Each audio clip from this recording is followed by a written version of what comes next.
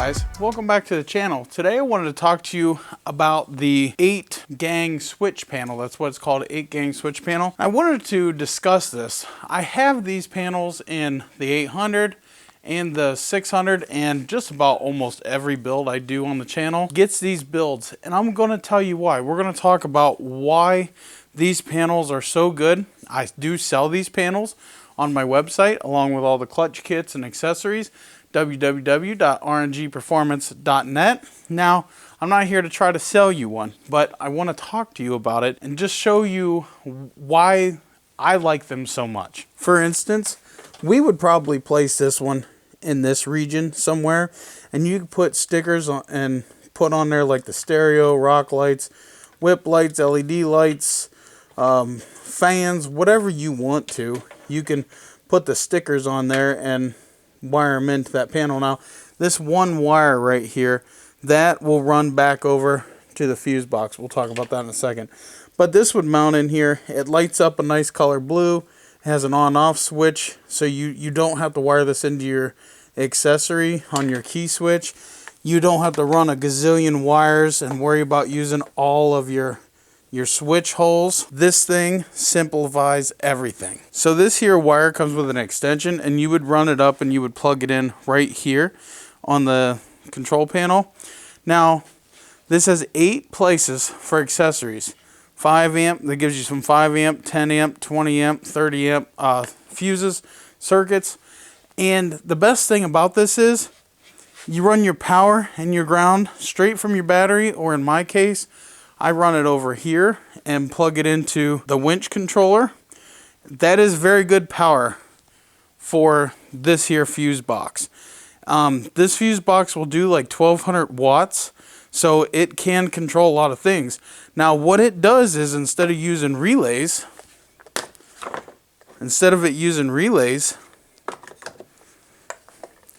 it uses MOSFETs. And this is all covered up in epoxy. So it's all weatherproof, weather resistant, weather tight.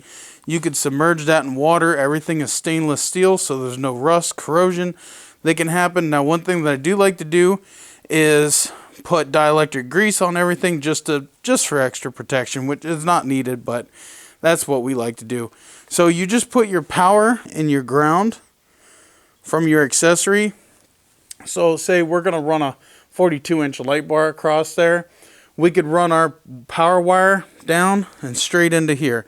No extra switches, no extra wiring, no extra relays, none of that stuff. So guys, that is why we like to run these, because they're affordable. They make wiring things way faster, less wiring, less time to hook things up, cleaner, neater, well protected, because not only are you fused on this link here, but you're also fused here, so it's like triple fused to everything. And this little switch panel is super easy to mount anywhere, any place that you want to mount it. You guys are probably going, okay, Redneck, why did you gut Bandit? My wife calls this Bandit, so his name is Bandit.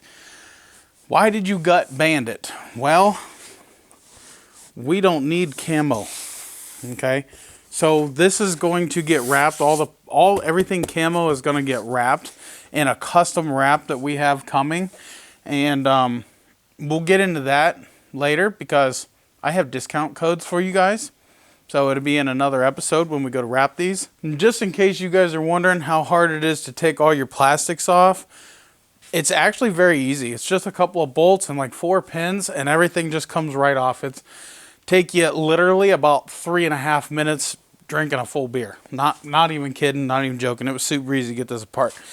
And we do have a custom bumper being manufactured. You guys seen the other custom thing, and that's all I'm sharing with you. But another reason why we gutted it is because it's going to help us run our turn signal wires and all of our wires. We have a lot of wiring that's going to be coming up into this here fuse panel. I also tied in another fuse panel right here. This is so I can pop in a fuse and get accessory power. Like if we're out on the trail and need some power, I put this in for that. Really no other purpose, no other reason. Just if I need to hook something up I can with some alligator clips. I can pop a fuse in there and I'll have instant power. So that's kind of why we did that. Other than that, no other true real reason. It's just kind of going to be a dummy fuse block, really. I wanted to talk to you guys about our plans for this build and kind of give you some insight. We already hooked up the stereo. We have the 4 DS18 tweeters, and let me tell you, this thing is way louder than I even thought it was going to be. I got the amps pretty much dialed in. It's super crazy. But we're doing 30-inch tires with custom rims. We're doing the custom bumper, custom rack in the bed, rock lights under this thing. We're doing a front Super ATV windshield, a rear Super ATV rear window, possibly a lift kit and some wheel spacers. There's a host of list of things that we're doing, but I want to let you guys know that this is going to be a pretty big build. This thing is going to be wicked. It's going to be crazy. It's going to look sweet.